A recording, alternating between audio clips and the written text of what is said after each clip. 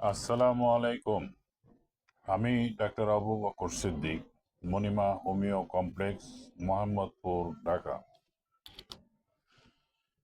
আজকে যে বিষয় নিয়ে কথা বলবো তা হলো পেরোনিস ডিজিজ বা বক্রলিঙ্গ। এই ব্যাপারে কিছু কথা বলবো। এই পেরোনিস ডিজিজ বা বাঁকা পুরুষাঙ্গ, এটা হলো একটি কানেকটিভ টিস্যু ডিসঅর্ডার।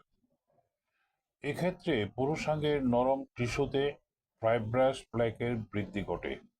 প্রতি ১০০ জন পুরুষের মধ্যে ১ থেকে ৪ জনের এই সমস্যা দেখা দেয়।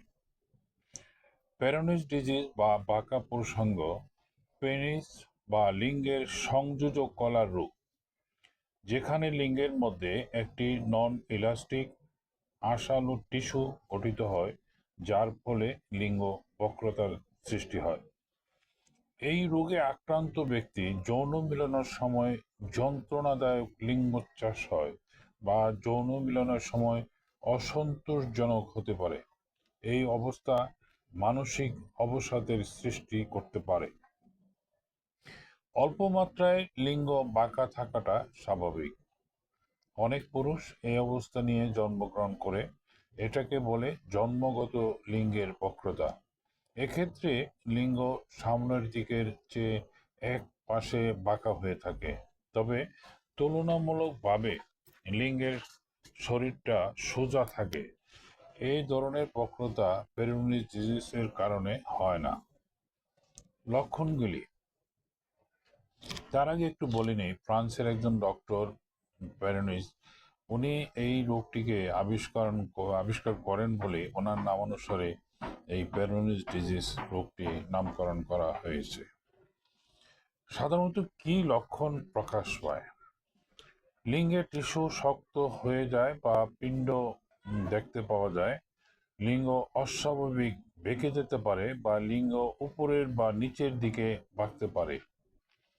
লিঙ্গের চেহারা বালি বালি ঘড়ির মতো তথা এক স্থান মোটা এক স্থান চিকন হতে পারে। লিঙ্গ ছোট হয়ে যায়। চিকন লিঙ্গ বা লিঙ্গ আস্তে আস্তে নিস্তেজতার দিকে ধাবিত হয়। লিঙ্গ শক্ত হলে ব্যথা হতে পারে।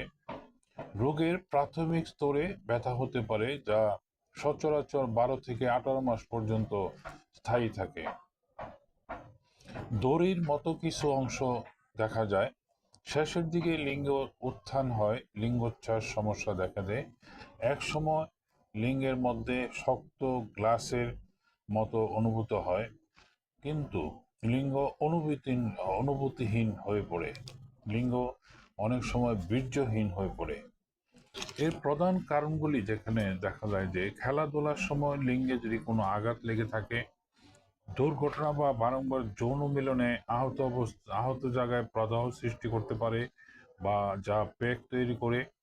অতিরিক্ত হস্তমৈথুন করলে, দীর্ঘদিন সমকামিতায় লিপ্ত থাকলে, হস্তমৈথুনের সময় হাত দিয়ে অতিরিক্ত লিঙ্গ মুচড়ালে, গনোরিয়া চাপা পড়লে বা গনোরিয়া আক্রান্ত হলে, তার সদৃশ্য বিধানে চিকিৎসা না হলে, বংশগতভাবে অর্থাৎ পরিবারের কেহ এই ধরনের সমস্যায় আক্রান্ত হয়ে থাকলে পরবর্তীতে সে পরিবারের পরবর্তী প্রজন্মের জন্য এই সমস্যা হতে পারে। সাইকোসিস মায়োজমের রোগীদের এই রোগটি হতে পারে। রোগ নির্ণয়ের পদ্ধতি, সাধারণত এই রোগটি হলে হাত দিয়ে ধরলেই বোঝা যায় যে এই রোগটি হয়েছে কিনা।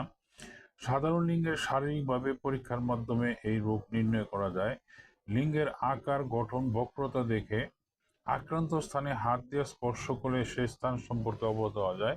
এবং লিঙ্গের কষ্ট হয় এরকম, মানে লিঙ্গোচ্ছ্বাসে কষ্ট হয় এরকম একটি লক্ষণ জেনেও এটা বোঝা যায়। অথবা আপনার লিঙ্গোচ্ছ্বাসের সময় লিঙ্গ কি পরিমাণ বক্র হয় সেটার মাধ্যমে লিঙ্গ বোঝা যায়। এবং আলট্রাসোনোগ্রাফির মাধ্যমে এই পেরোনিস ডিজিজটি শনাক্ত করা যায়। এবং এই রোগটি হলে আসলে কি কি সতর্কতা অবলম্বন করা যায়, যেমন কোনোভাবে লিঙ্গে যেন আঘাত না লাগে সেদিকে খেয়াল রাখতে হবে।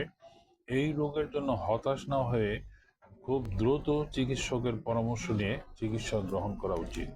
এখন আমি যে বিষয়টি কথা বলবো তা হলো গুরুত্বপূর্ণ, সেটি হলো যে হোমিওপ্যাথিক চিকিৎসা এবং এই রোগটি ভালো হয় কিনা বা অ্যালোপ্যাথিক চিকিৎসা এটি কতটুকু ভালো হয়।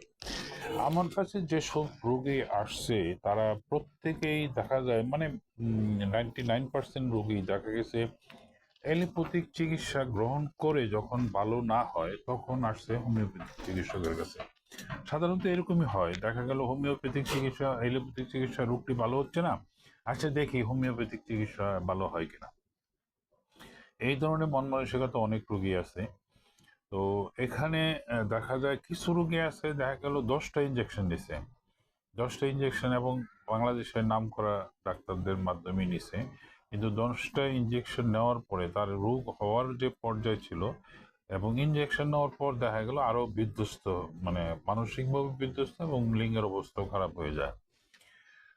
এবং অনেক দিন এরকম দেখা গেছে যে 2 বছর একটানা এলোপ্যাথিক ডাক্তারের পরামর্শ ওষুধ খাইছে কিন্তু কোনো সুরা হয়নি। তার মানে কি আপনার এলোপ্যাথিক চিকিৎসায় ভালো হয়েছে এরকম আমি একটাও এখনো পর্যন্ত পাইনি। যদিও এটা আমার দুর্বল, কারণ ভালো হলে তারা আমার কাছে আসবে না, যারা ভালো হয়নি তারাই আসছে। তো বাস্তব ক্ষেত্রে এটার চিকিৎসাটা হোমিওতে অবশ্যই সম্ভব, কিন্তু সেটা একটু ধৈর্য সহকারে ওষুধ খাওয়া সম্ভব। যারা বিশ্বাস করেন যে হোমিওতে ট্রিটমেন্টে টিউমার ভালো হয় বা শক্ত কিছু কিছু হলে সেটা ভালো হয় এবং সেক্সুয়াল যে হরমোন লেভেল কমে গেলে এই সমস্যাটা দেখা দিতে পারে, সেটাও হরমোন বাড়ানো যায়, তারা অবশ্যই বিশ্বাস করবেন যে এটি হোমিওপ্যাথিক চিকিৎসায় ভালো হয়। আমি এখানে 4 পদের লিকুইড ফর্মে কিছু ওষুধ দিই এবং এর হরমোন লেভেল বাড়ানোর জন্য একটি হালুয়া টাইপের একটি ওষুধ দিই এবং এইটি খাওয়ার পরে দেখা যায় যে আমার 99% সম্পূর্ণ আরোগ্য লাভ করেছেন। এবং যেটা ধৈর্য এই কারণে বলতেছি যে এই ওষুধটি খাওয়ার পরে প্রতিটা কোর্স যায় হলো 1.5 থেকে 2 মাস, এবং এই 2 মাস চলা অবস্থায় আপনার দেখা গেল যে 30%, 20 থেকে 30% ইমপ্রুভ হবে। আবার ব্যতিক্রম আছে, এমনও কিছু রুগী আছে 1 কোর্সে সম্পূর্ণ ভালো হয়ে যায়, আবার এমনও কিছু রুগী আছে প্রথম কোর্সে হয়তো কিছুটা বুঝতে পারে না, মনে হয় যে একটু নরম হয়েছে প্লেগটা, কিন্তু দ্বিতীয় কোর্সে দ্রুত আরোগ্যের দিকে যায়। এই কারণে আমি যাদের যেটা পরামর্শ দিব, যারা নতুন হয়েছে রোগটা তাদের জন্য 1টা 2টা কোর্সই যথেষ্ট। আর যারা পুরনো, অনেক দিনের পুরনো বা 2 বছর বা 3 বছর বা 1 বছর, তাদের জন্য আমি পরামর্শ দেবো 4 থেকে 5টা কোর্স খাওয়ার জন্য।